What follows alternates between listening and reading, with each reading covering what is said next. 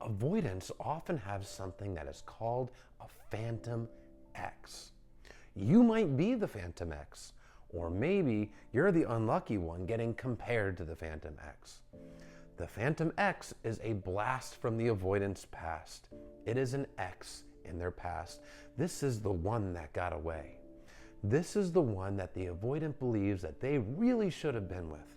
This is a person that they have put up on a pedestal, and they look at this person with almost a sort of reverence. They reminisce and look back fondly. Often, they try to get back with the phantom X, and then when they do, everything is wonderful at the start.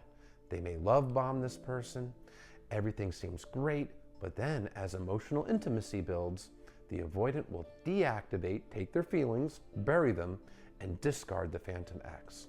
And they can do this over and over and over again with the phantom X.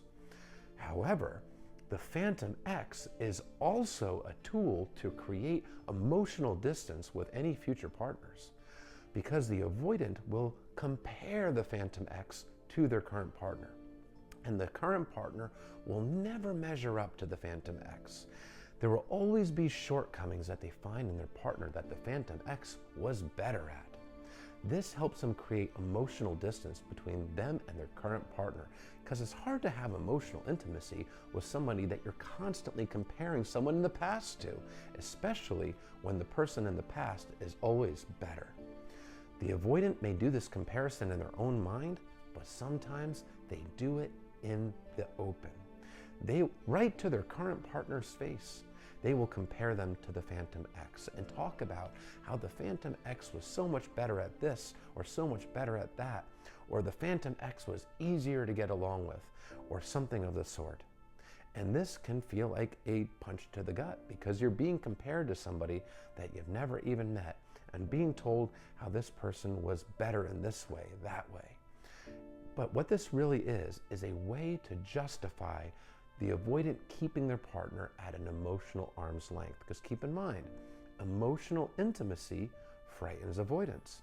This is a person that was emotionally neglected in childhood.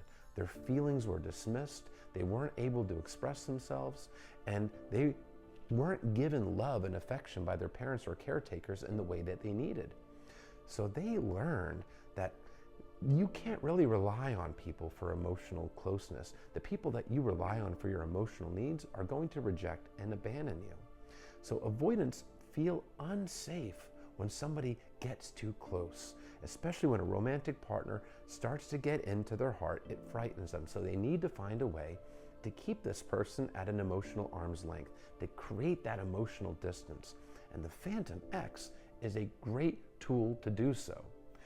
But the phantom X is also somebody that the avoidant does put on a pedestal.